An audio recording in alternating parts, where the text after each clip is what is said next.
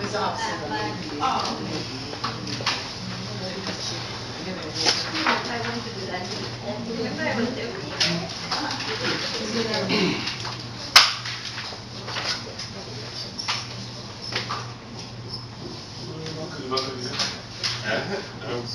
Bala, you know Teresa Bala, she's my Bala. Yeah, well,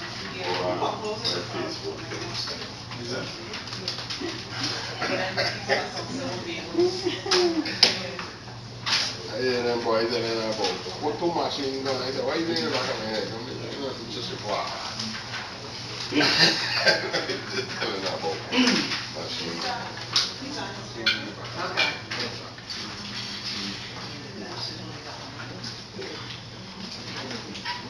Morning, everybody. Good boy. Before we begin, let everybody that has a cell phone put it on the vibrate, please.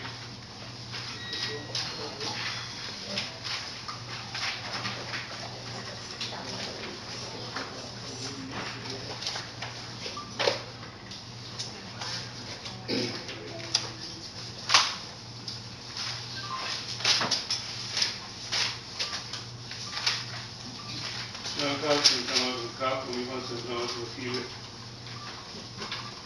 You hear me?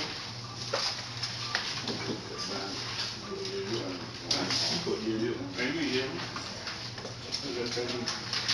Carlton, we want to know feel it. Morning. Morning. Good boy.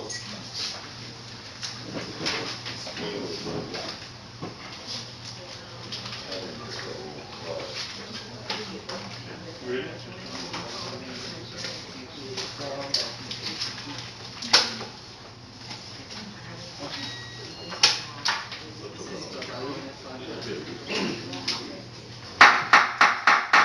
Good morning, everybody. It's now 9:50. The May. I turned my phone on. The meeting for the State Registry Board of Election. Today, May 1st, no convene. Mr. Secretary, could you call the meeting, please? We'll call. Mrs. Leonard Bellado, DMU. Present. Mr. Roland Molinar. Present. Mr. Adelbert M. Bryan. Here. Mr. Glenn Webster. Here. Mrs. Lisa Harris Moorhead. Here. Mr. Rupert W. Ross Jr. Here. Mr. Raymond J. Williams. Williams is absent as he's out of territory. He sent us excuse me because he goes to church. He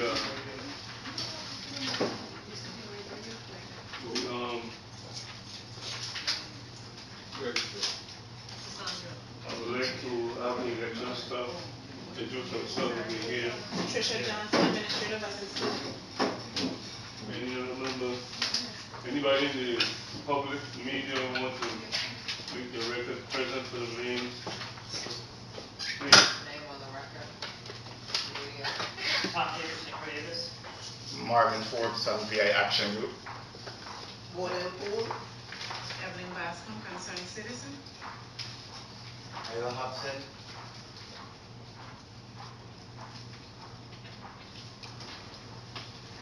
You see you have some other people sitting here, you want to put your name, please, so you know. Victor Gonzalez. Who? Victor Gonzalez. Victor Gonzalez, As the president of the independent living. Anyone else that see ladies in the green, like Cameo, Ferdinand Barry. Who? Ferdinand Barry, B-A-R-R-I-E. Ferdinand Barry. Yeah, Independent Center for Independent Living.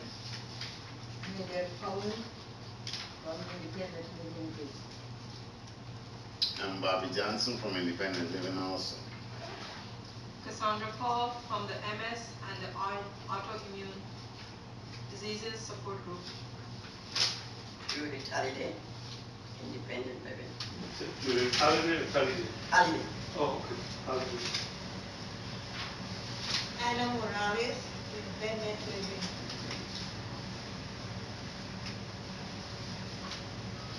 Anybody else? I'm accompanying this Who program. are you talking to here, Rita?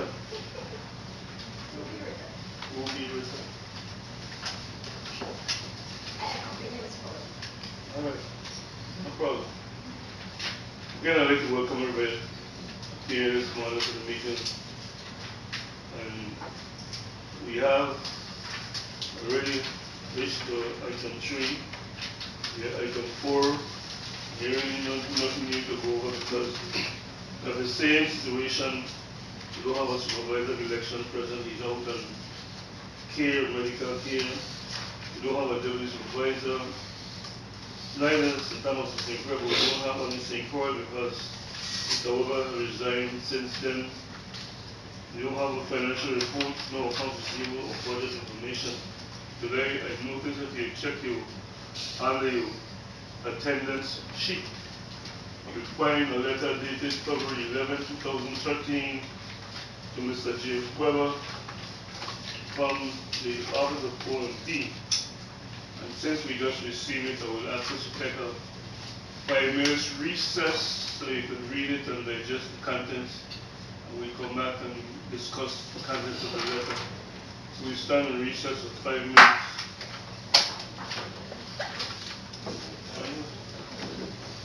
Around you, 5 minutes? Mr. Mohammed? What, the letter? Yeah. Yeah. All right.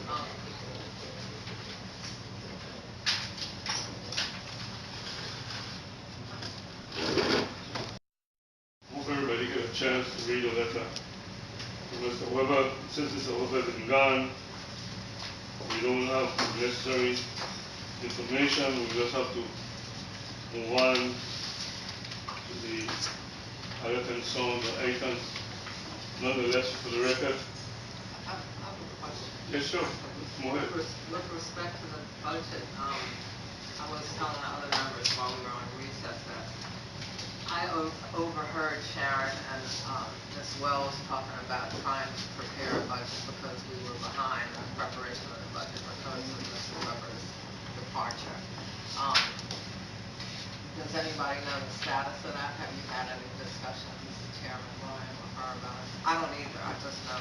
I haven't had any discussion with Ms. Wells and Ms. Benjamin. It was just this week here, Ms. Johnson faxed me this letter to Mr. Weber, and I haven't been able to ascertain from Ms. Wells or anybody in the board in St. Thomas or Mr. Weber as to whereabouts of any information.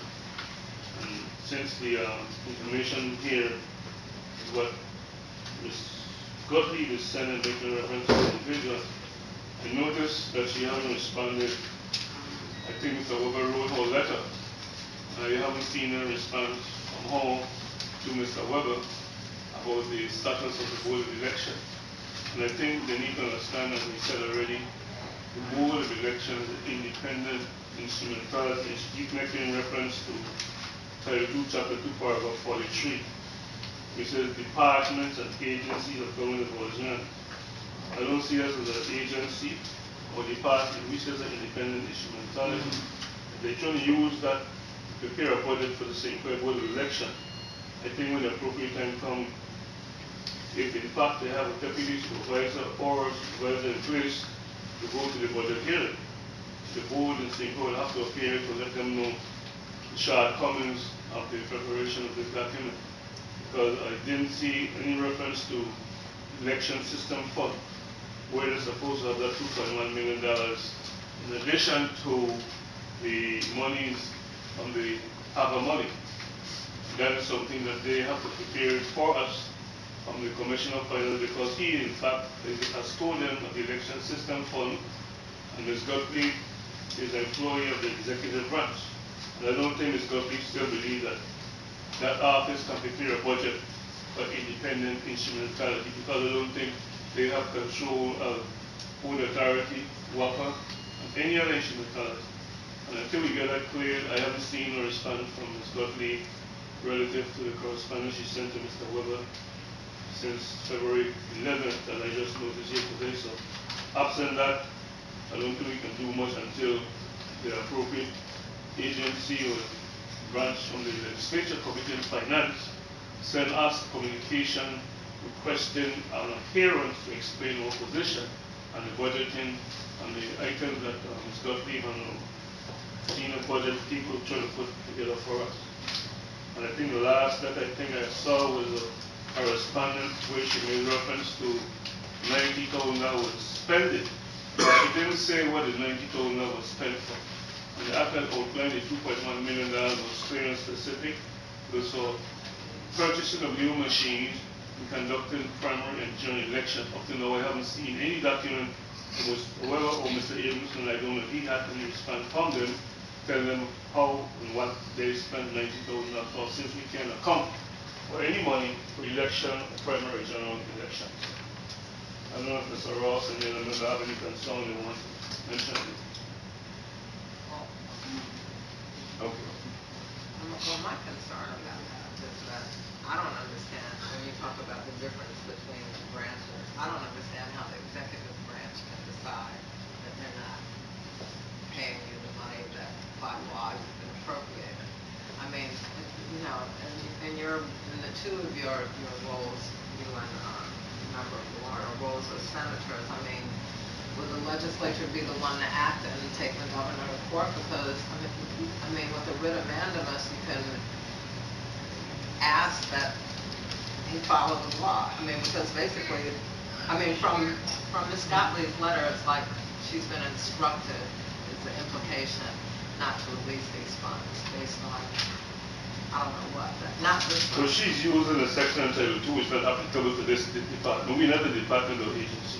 And the only thing we can do, and since we don't have a legal counsel here today, the board for the items that is outlined for the purposes for purchasing a new machine, conduct primary and general election, it makes reference to the agency or department or board of election that conducts these functions.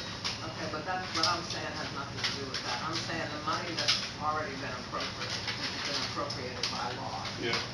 So it is the law, and what I'm asking the two of you as former senators, what would be the most appropriate action? Would it be the legislature has to jump up and holler about different agencies or departments or independent instrumentalities not getting their money and the governor not following the law? I mean, the excuse that I understand that's being used is they don't have other money.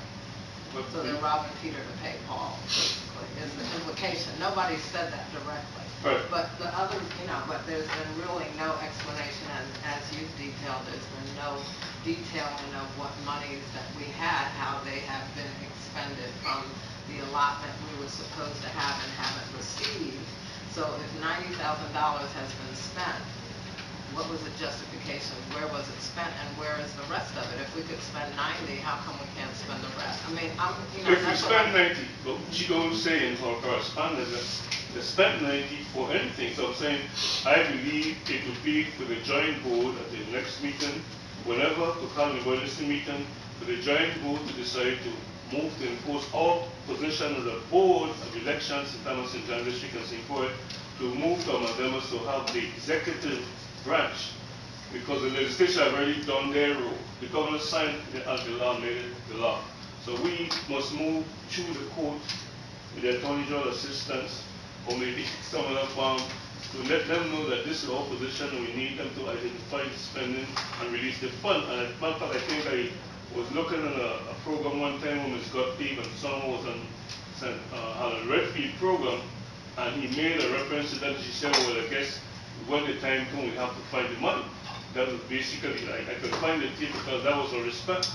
So she wasn't denying that the money was there. Right. She was basically saying that we don't keep it, and when they're ready, if it comes to that, we would release it. So she's saying that we need to move with affidavit and our documents to the courts to have the courts order the executive branch to the budget director and commissioner of finance to account for the 2.1 and the election system monies and to make the money available to us so we can get it done through proper procurement and appropriate agencies to get it spent. So I don't know if we want to unanimously agree that we can ask the chairman or essentially the vice chair of the joint board to have something prepared and an emergency meeting with the joint board since the budget time is coming in June, right? Well, I'm sorry. No, is it June that it goes? Yeah, June, July, So and it we- runs through, but it takes forever. The joint board don't have a scheduled meeting before that. If we No. can ask the chairman of the joint board, through you to the chairman of the joint board, to let us have an emergency joint board meeting before the appearance of the budget to get that portion cleared away, we can have some initiative start. But to sit and wait, we just be playing the cat and mouse game. Okay, Senator, can we put the, take a, make a decision for you as the chairman to inform, Mrs. Wells to do that? So that she knows that this is all concerned and that she needs to act right away. I have no problem with doing it. That's why I was asking Ms. Moish, because she's the vice chair of the joint board. Well, what I was gonna say was that I would check with her about what's the status of the preparation Right. of the budget, and two, I can also talk to her if that's what she's directing. Well, two people have been rated and used to communicate with all the issues. Okay, Up to now, we can't really get them. all right. All right, so, I believe that Ms. Dunphy just waiting. If we don't ask for the money, she might finally spend it somewhere else. well, she can't really spend it somewhere else unless they amend the law. Well, Until that she's time not comes, she giving can it to wait up. us. She's not allowing the board to use it to do whatever we need to do. Well, that is why I was suggesting that we have the vice chair of the joint board, Ms. Moed, to communicate with Ms. Wells, the chairman, and at the same time, have a, excuse me, take a minute.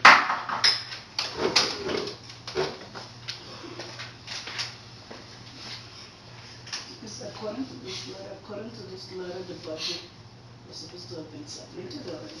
No, I know, and that's what I was saying, So how can they they say were, that our expenditure would be $77,000 plus? Yeah, I just thought, well, like, this whatever is like, I ceiling don't they're understand. talking about, it deals with the cuts and everything that were imposed across the board. So I can't tell you exactly how this figure was arrived at, but it's, they do it based on the previous budget and then whatever deductions that the 90, is that fair? Yeah, that's correct. So- But the law was passed making, giving the authority to the boards to submit the budget independent of budget director. So we could submit a budget independent of that. Yeah, but they were still end up being the ones who approve it or disapprove it. So, it's still a fiction that we're independent totally.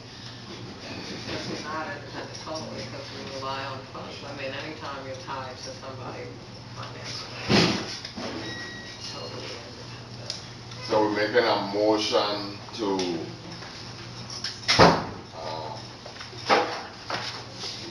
take it up with Alicia Wells to do this, or? Are you? He delegated to Ms. Mohammed to do it. Okay, so that's already. We're back on the record again, sorry, I had to rush out. So what we're gonna do is address it with Ms. Mohed and myself to Ms.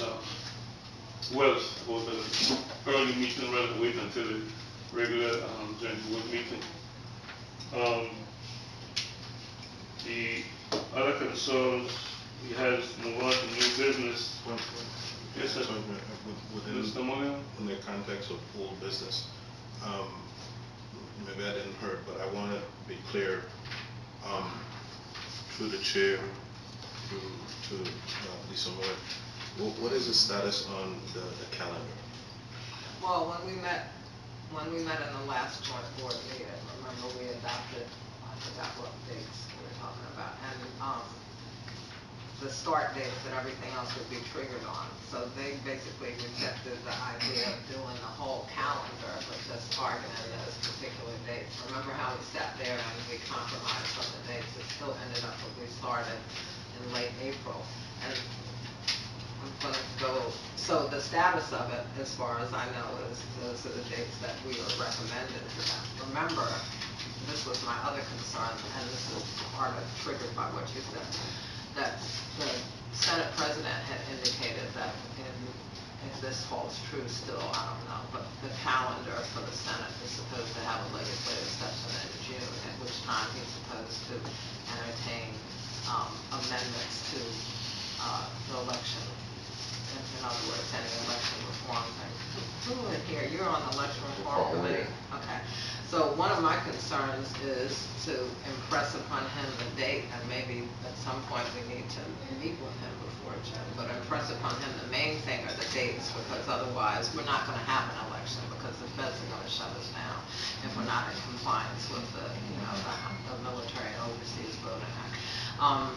Aside from that, my concern with whatever election reform you come up with in addition to that. But I still have a concern that was brought up by Chairman Bryan when I was talking about my concern of it starting in April. I think we should, and this isn't the main thing we need to focus on, because the main thing I believe, again, to emphasize it, is to focus on the dates, but I also believe that it's patently unfair that people who work in the government have to leave their jobs so early once they declare. And maybe we could ask for an amendment to the law where they don't have to move from their jobs until after the primary. Because that would make it a sort of even playing field, because, I mean, those people who are running independently are not affected by the primary to begin with, but those who are would be the ones who, so those people who, I don't want to say suffer from being in a political party, whether it be Democrat, ICM, or Republican, would be the ones that were affected adversely. Whereas the senators sit there, and even the board members of the two elected boards sit there and serve out their term when you're running again.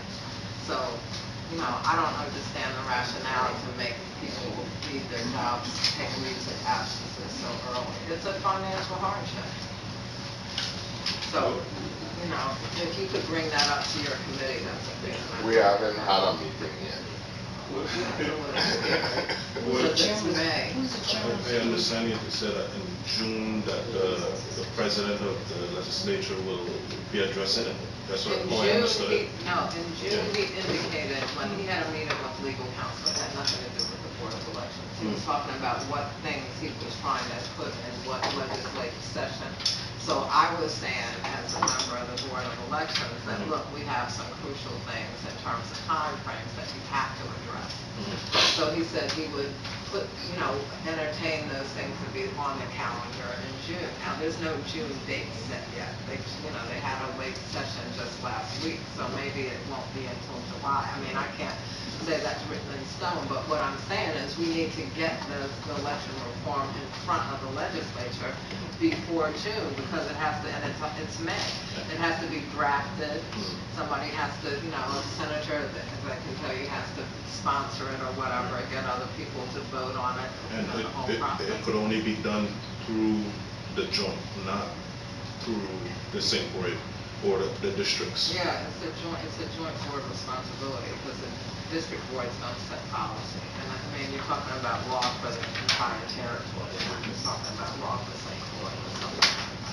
Okay. I thought as the worker in charge of the election reform committee, we need to probably get to do the dates that you can set, because I've never supported the position that a government employee must take leave of absence while elected officials are serving and doing the same thing that they're telling the person to do. So maybe it's a short now, they were already submitted already.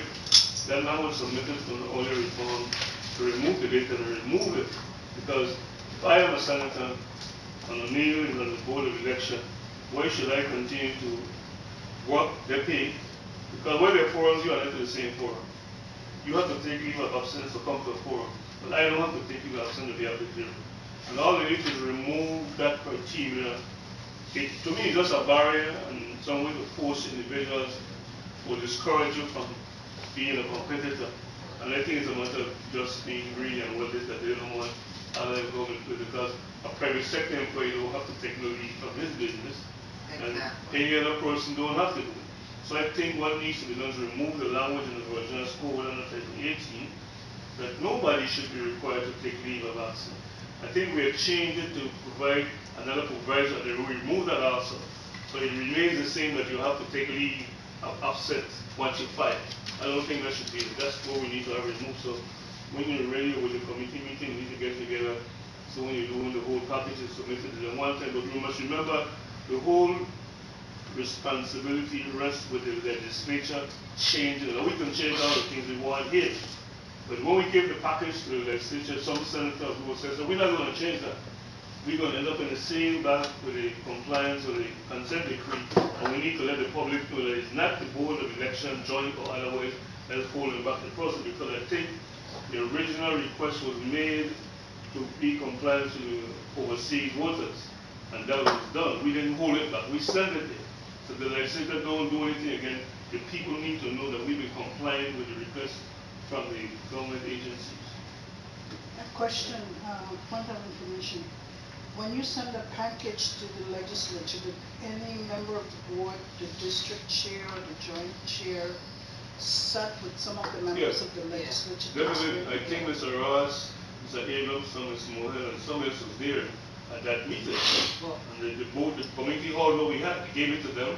Mr. Ross forwarded a letter to President Ross at the time, outlining the changes. I don't remember the date, but I know that was submitted, the changes that was voted on the joint, recommended changes for the election reform that was finally come from the joint board. That was submitted with a cover letter to Mr. Russell, I believe, Mr. Ross. Correct. I think it was sometime in September. Somewhere in the October. fall, somewhere in the fall. But that was submitted, so we gave them the information, but they chose on their own not to include and remove stuff in the time requirement. So it was not the board didn't do anything. Okay, is there any way that the board can bring this out to the public? Because the public perception out there is that we are responsible, that we don't do anything, that it's our problem, and they're not taking in consideration that this the legislature's Well, what I problem. can do, unless Mr. Ross have copies, that we can ask Mr. Johnson to find a cover letter that Mr. Ross submitted to the chair and the joint chair. And those documents, they will publish it again, but we know it was done. I remember, as a matter of fact, every senator got the envelope, because I was one of those that took an envelope to every senator's office, and gave it to Ms. Roca for the St. Thomas St. John District, and the officers received, every senator had a copy. Yes, ma'am. If I could add, what I would suggest for the public's education is, John had done it at some point, and I think if we dig in our stuff, we had a whole history of the election reform stuff that was submitted. And I see Ms. Johnson nodding her head, so I mean, she Say has yes? access to it. Well, she And- never gave up. And, you know, it outlines all of the election reform requests made by the board from God knows when, from when dirt was born. So as a result, I mean, I think that should be what we present to the public. I mean, maybe we could even have, at some point have a press conference with the public later down if we don't get the response we need from the legislators. Because my concern has always been, as much as I'm thrilled with people coming to the board, that the agitation needs to be done at the legislature, which of course I say is like narrow because I work there.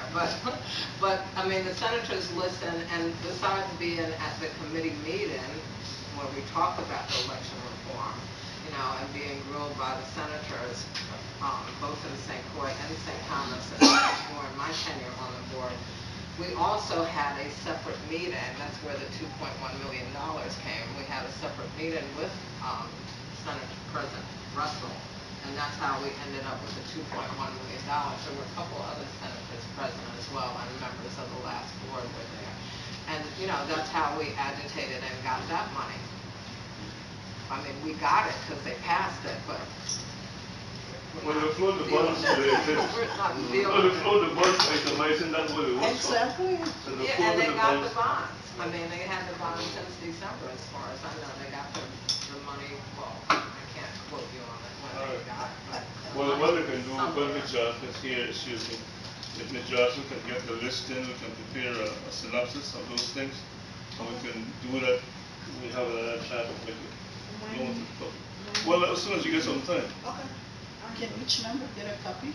Sure. So that all of the new members like Yeah, I myself. need it for like um, All right, well, yes, sir. Just one more Mr. thing, Moore. and it's in three parts.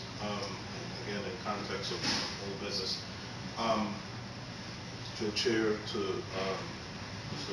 Ross, you had spoke about Title 18 subsections 95, Title 18 subsections 116, and Title 18 subsections 194.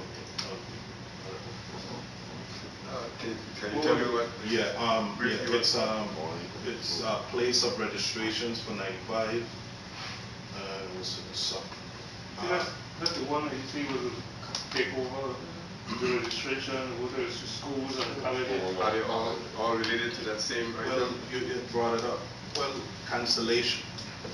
Cancellation is different. That's another question within that. I wanted to ask you, is that, and I've heard the term go around back, about purging. Is that what 116 is about? Purging basically makes reference to the board election system checking when individuals haven't exercised the right or privilege of voting in 2 consecutive elections. So instead of call it purge, but actually removing it after they've determined that the person, individual, never really voted in election. But what Mr. Ross was speaking about was the registration in schools and colleges and keeping registration. But then you're speaking about 2 different things. If you let him answer one at a time, it can get any better. Let me just go back. Cancellation is basically what people may refer to as purging, but it's a process through which the election system removed from the rules electors, former electors, people who are no longer eligible to vote because they did not vote in the last 2 general elections. And that is a process that the staff is currently still working on. There are some timelines, some notification procedures that has to occur. Letters have to go out, letters have to come back. People have to have the right to reinstate the registration, the voting status. And after all of that is over, then the staff will notify the board that they're ready for us to officially cancel the electors from the list. Purge, as some people would say. And that is the 116 that we've been hearing That's about. the chapter. Cancellation of registration. That is correct. Cancellation. See, and in addition to that section 2, dealing with the individuals who have died, who have left the territory in Guatemala, who have registered in another location, cancellation takes place because if you leave from here as a registered voter and go to Massachusetts and register a voter, they would know and they would cancel it and notify them here. That takes the time. If the person died while they are away or here, the vital statistics of the hospital or the Bureau of Correction will notify who was in jail for what purpose. They would send out a list of individuals who have been convicted of certain crimes and have not been eligible to vote. So all those things need to be done under another section through cancellation and purging. So it's not an easy thing to just say, oh, vote by me, vote no, he gone. So that could be gone away and come back and still maintain my voter registration here to where that they vote absentee. So they have to be sure that I just didn't show up here, but I voted absentee, so I'm still eligible to vote. But Senator, I had an experience, and this with my son. My son had, after college, and he was a registered voter. Stop. Oh, I'm sorry. No, she's going to reply properly. Look at the way you say you try to speak. You okay now? She got so you know, you tell me she You didn't have money to buy this. It's in the voting machine. Yeah, but it's in the middle. Yeah, go on, it's in the middle.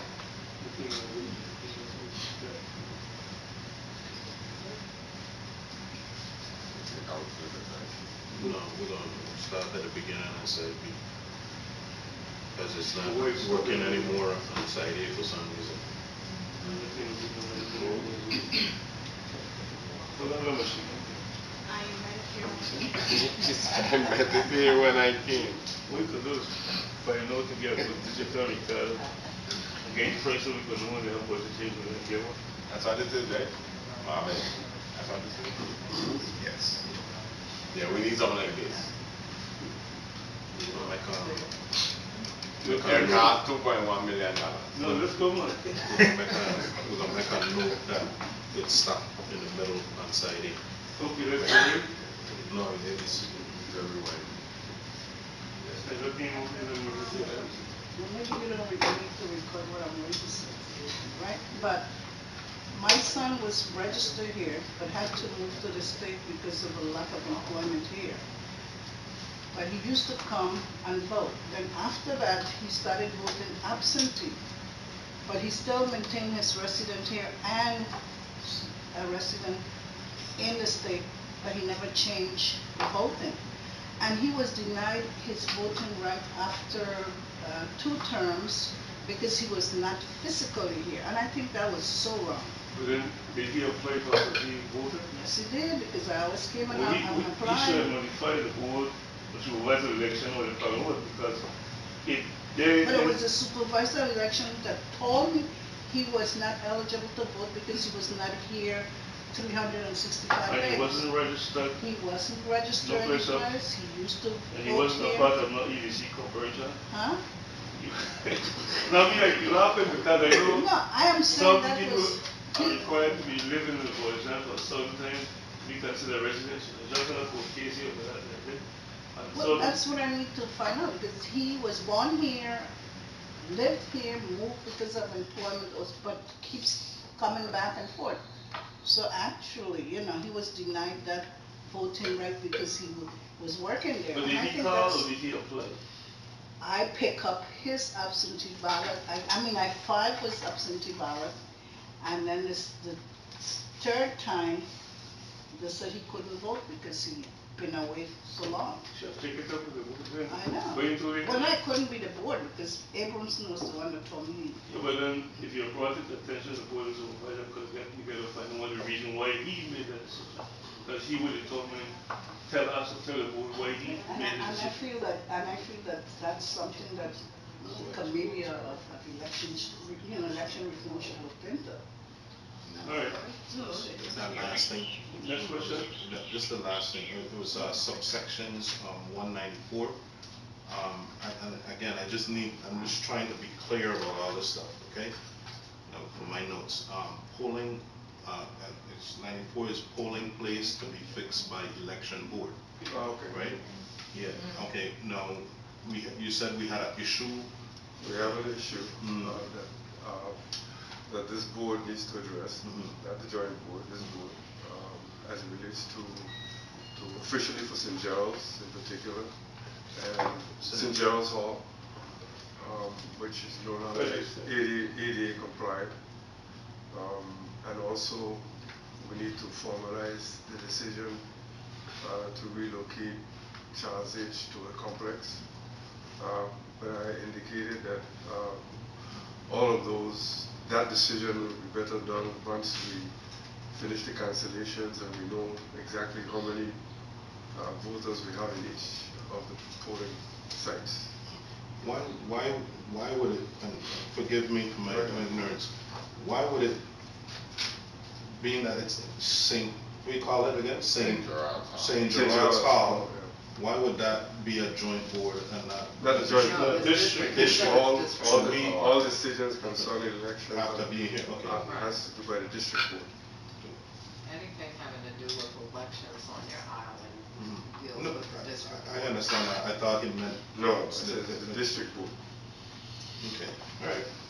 And we have to move Charles H. to the complex. Well, the last board for the general election moved Charles H. to the complex, but there's a process of notifying the public that is done formally. In principle, the board needs to to let the people know in those polling areas, those estates, etc., with 6 months notice in advance. That's the board has made a decision to relocate Charles H to the complex, and therefore if you live in Montague, Glen, blah blah blah blah blah blah, you know, come November 14th or whatever, August, you vote at the complex. We have to formalize that decision. I question, Go ahead. through the chair to Mr. Ross. What was the reason to move Charles H to Complex and not to Alfredo Andrews, which was closer? Well, Alfredo Andrews is a site. No, Alfredo removed from Charles H to the complex. Charles H has had a problem, not necessarily. No, I know the problem of Charles H. I'm saying because of the distance people from Charles H. would have probably been closer to Alfredo No, Andrews. we currently use Alfredo Andrews. I know, but I'm Overload. saying. So you're not. Okay, let me answer the question. We currently use Alfredo Andrews. The Right. people who live in the Clifton Hill Prophet area, Prophet, Strawberry. they go to Alfredo I know Andrews. that. The people who live in Montague, Glen, La Valley, etc., they went to Charles H. As I mentioned when I brought up the issue, that this board needs to decide whether for the 2014 election that we're going to make a switch. Because basically we're moving Clifton Hill voters all the way over to Alfredo Andrews. We're moving Montague voters all the way past Alfredo Andrews into the complex. This board needs to decide what they want to do with Oh, that. so they haven't decided yet? This board needs to make that decision. What the prior board did was only move the Charles H to the complex, but we didn't reassign the polling areas. In other words, it wasn't done formally. I mean, it had to be done for good. We did it because we were mandated to, with respect to, ADA compliance right, issues. ADA compliance issues and so we did it just for that election, but in order to do it properly, we had to take official action. I mean, we notified people and everything we had to do, so they would know where to go and put up signs and all of that stuff, which I still have on my phone. Your observation, if I may, Mr. Chair, your observation is basically correct. If I had a vote, I would move what we now calling the complex, which is Montague, Glen, etc., La Valley. I would move that to John Woodson. That's really the proximity of the people in that area. And I would move the Clifton Hill Prophet to the complex, because that's closer. But that's only one. But that's one consideration, one formula you can use. But we need to make a decision, and we need to give them at least 6 months notice. The third item that you referred to? You had we done it 95, 116, and 194. The third one was 194. You talked about registration and school registration. That was 95, subsection 95, right? I don't recall responding to that. The staff has been contacting the schools. To date, only one non-public school has replied. We're working on getting public schools to give us some dates. It is my hope to recommend to this body that once those dates are established, particularly in the public school, that we go in and have an informational program with the eligible students in addition to doing the registration. But those dates are still not yet been established. Thank you. That's it for me. We move to the new business, item 5. And this morning, basically, what we have with us present today, as we mentioned earlier, the visitors, members of independent living and an organization. I think we have to welcome a suggestion that was made by Mr. Webster, since he is a part of this group. We invited those individuals in the audience here today because we appeared at the center with a month and a half ago. We had the machine demonstrated and there were questions asked. So they wanted to be able to attend a meeting to hear or see how the meeting is being conducted in another building. Because they already, most of them, I don't see hardly new faces here than last time.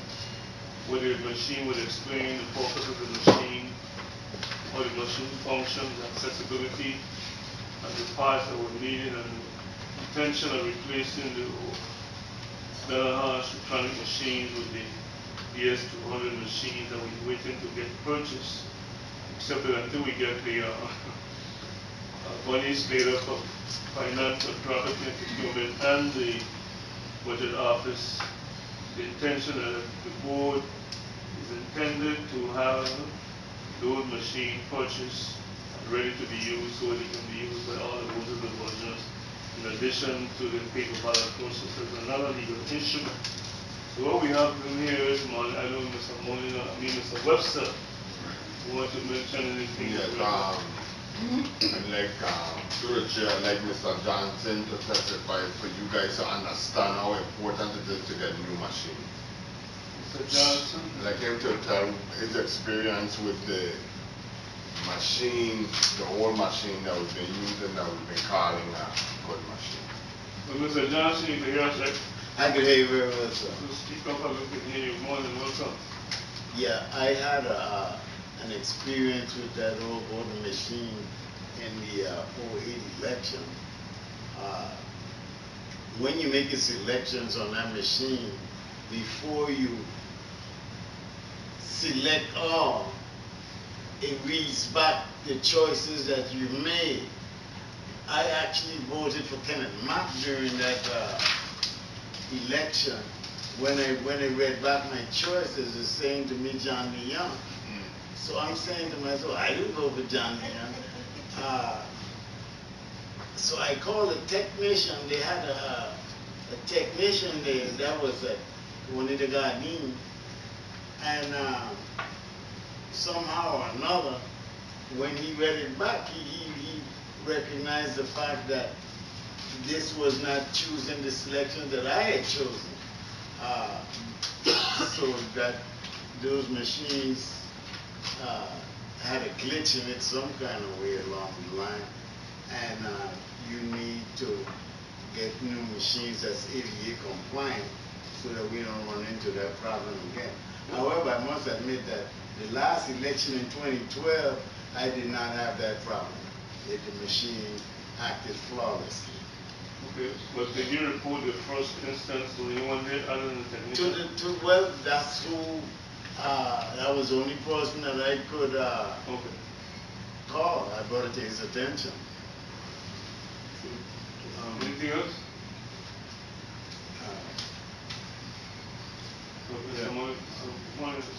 To the chair, I guess Johnson.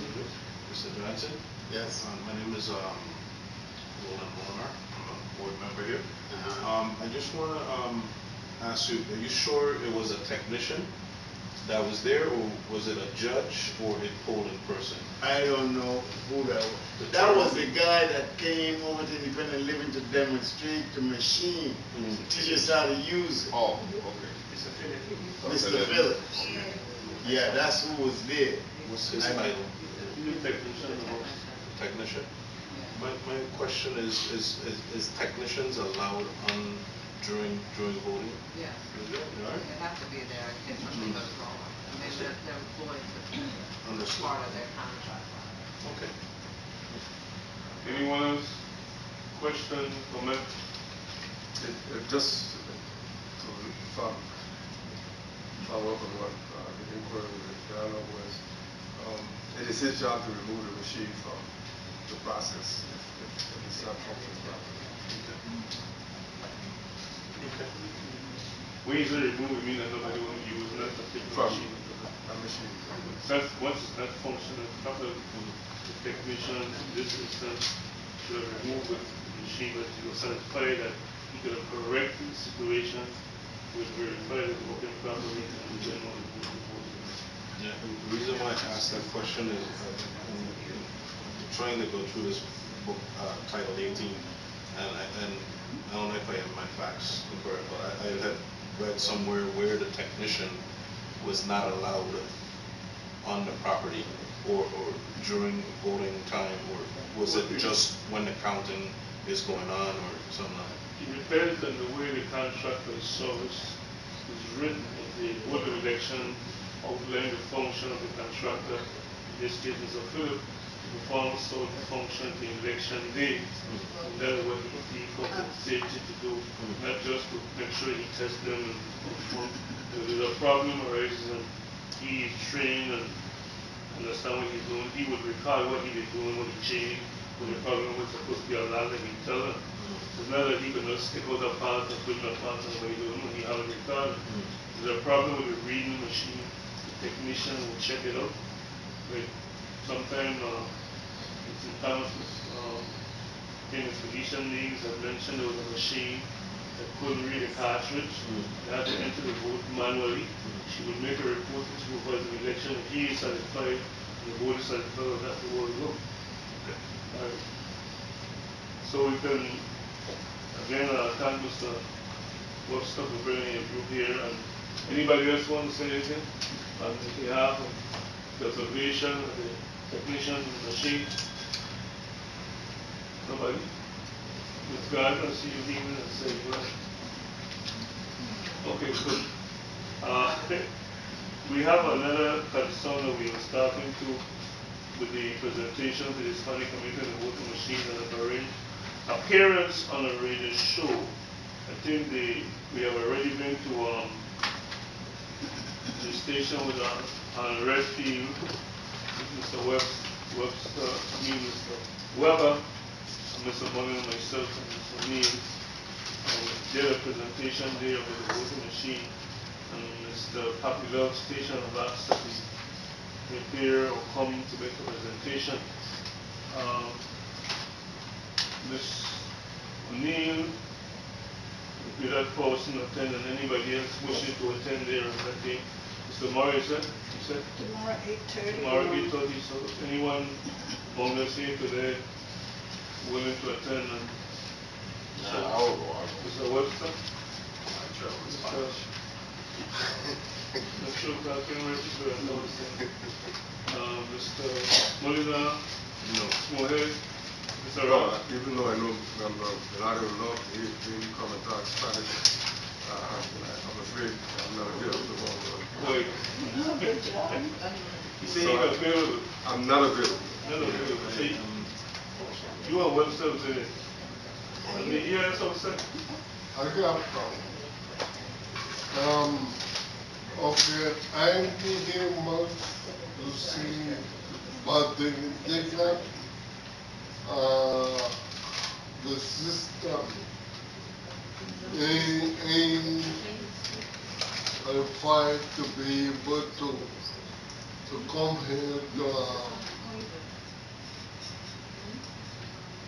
to do your ID like that. If you come here to vote ID. You come together with the lady? No, I said right when you come. Yeah. Okay, when we come together, right? Yes.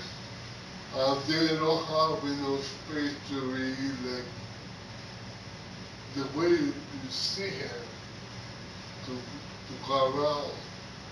Oh, you mean a space for you in a wheelchair to get the voter ID? Yeah. Well, I believe the machine can move together. We would move the chair, we would move the chair that's against the wall, and he will put the wheelchair there, and then we'll take his picture. You understand? So when you come in a wheelchair, whether style or fashion, the chair is against the wall. Mr. Johnson is saying they would remove the chair that me or anybody capable of going in would sit on. They would move it and you can wheel your chair or we wait in that spot. in that spot. That's like, you understand now? Yeah. Alright, thank you. Okay, when you get And the for the machine, record, excuse me, and for the record, say your name please so we could know. Your name was what? Victor Victor was Gonzalez. And the next speaker is who? Ferdinand Barry. Ferdinand Barry, yeah. The last time you and Mr. Weber were at the Sorry, meeting, we cards for the and we machine. back and forth between the manufacturer and the supplier. as to the payments, or whatever it needs to have all the equipment supplied. And I think what we have also needed is the boot for the marking of the machine. So all those things have to be compliant and put in place. I think we were doing that the last meeting we had in St. Croix when Ms. Mohead was asking, Ms. Madam Mohead was making a suggestion to use a closed-in boot as it is. But those portions, when it's purchased fully, would have all the ADA compliance as headphone portion to read, whatever it is. Anything else? Mr. Molina? I had an issue with the demonstration. At the ad fair, we had demonstrated the machine as a dummy.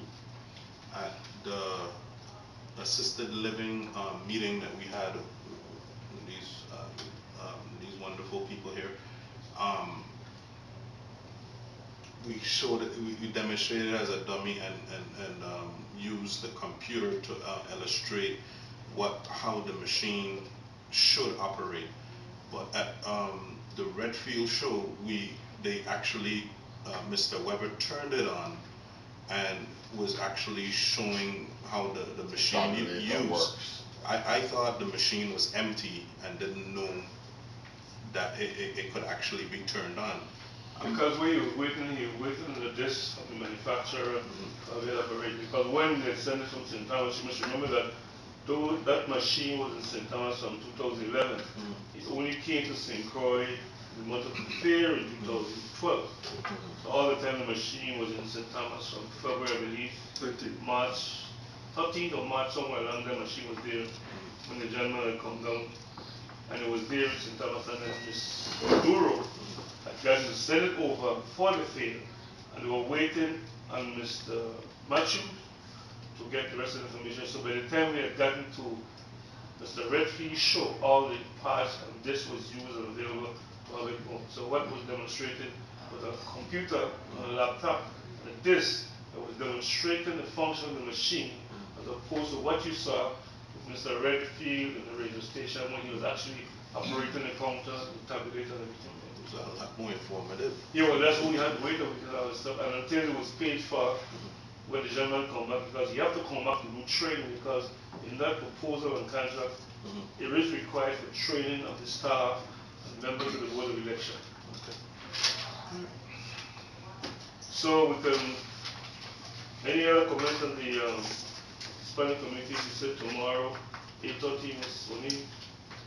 In the morning. In the morning? Yes. So 8:30.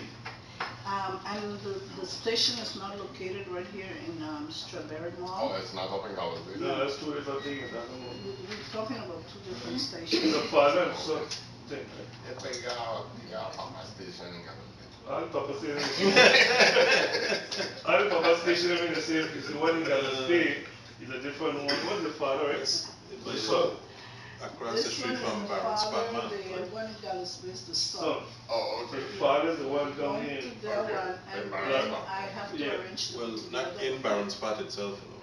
It's the two buildings, right? The mall. In the mall. It's in the mall. Oh, that's why they were by Garden the Village Mall. shop there. Right, Okay. Village Mall upstairs, right across from the Channel 8 and the disc, the TV dish, whatever they call it. The direct TV? Yeah. The dish network. All right. Okay. We reached to the item C. I think everybody was to the board that, hello? Everybody was a joint board meeting in St. Thomas. We had, hello, board members, don't we? Everybody that was in board members, we had a correspondence from a young lady from OSHA, which she visited the office, and I haven't heard from her again, and we haven't been able to decide how we're going to address those concerns. So until that time comes, we'd have to wait and see what happens from there. So that would bring us to the end of the agenda and the recommendations, and we can move to item D. We have a 10-minute question and comments from the public, so any persons in the public or the audience, you're free to comment or ask any questions that you want clear on, or any concern that you have as it relates to the board of election. So Mr. Chairman, before, I'm sorry, Barbara.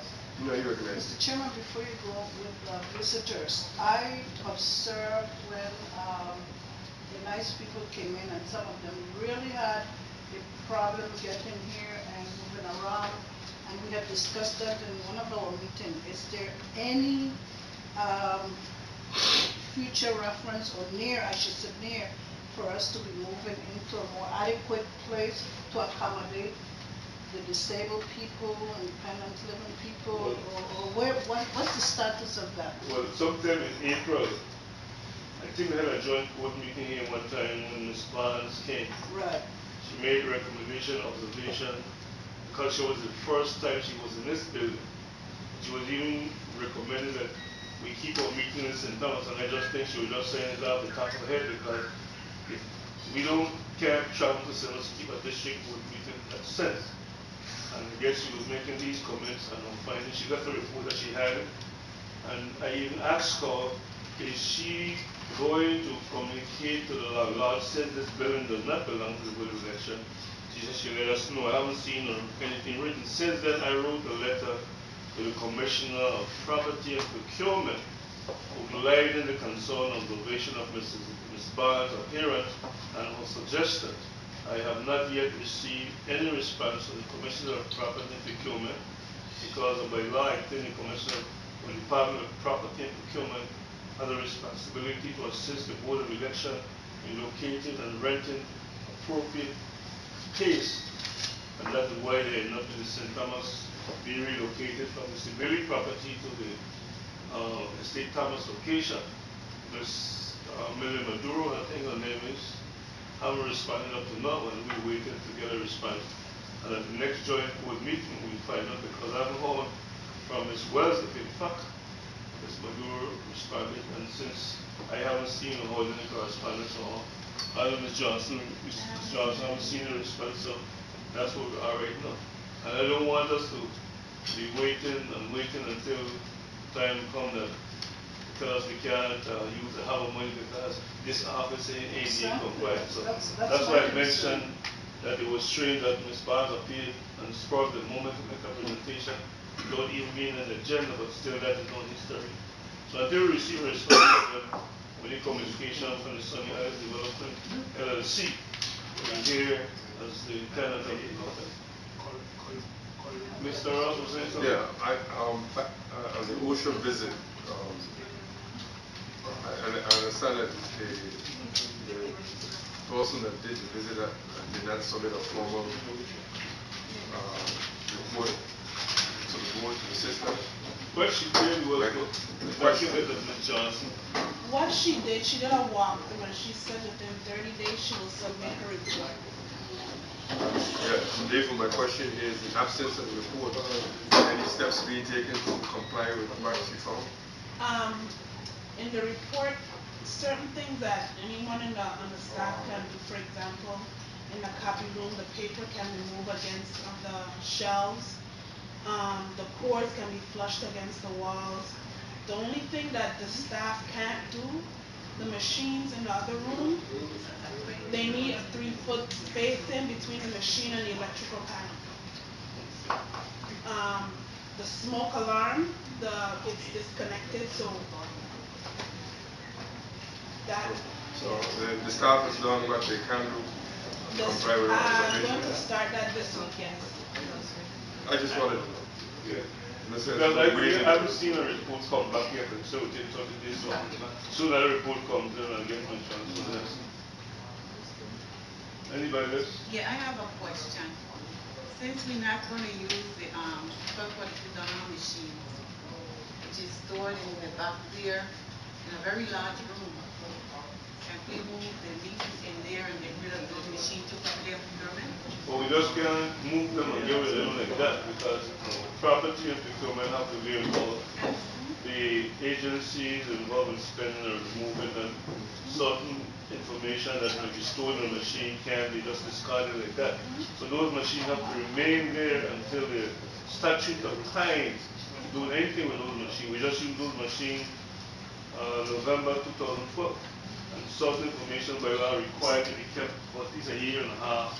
So I wouldn't recommend that we tumble the machine and put it nowhere so nobody can account for them. And then the next thing you know, it said that the board of elections and hide the machine or give them the whole machine. I don't want to be a part of the You election. can burn them as far as I'm concerned. In the meantime, we have to remain as is where it is, and that is where we are right now. And for, Mr. Hobson. Yes, good morning. I'd just like to say happy to come to this meeting to see St. Croix District Board in action to democracy, even though sometimes just there they can chair it. But on a level I'm happy.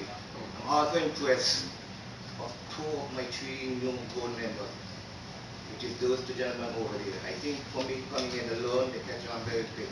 Because Lord, I expect anything at any time as a senator, she'll be able to reach you. The Lord, very little so. It's always good about these two gentlemen. For me, who come here, I think that grasp the operation as a new person on the board very quickly.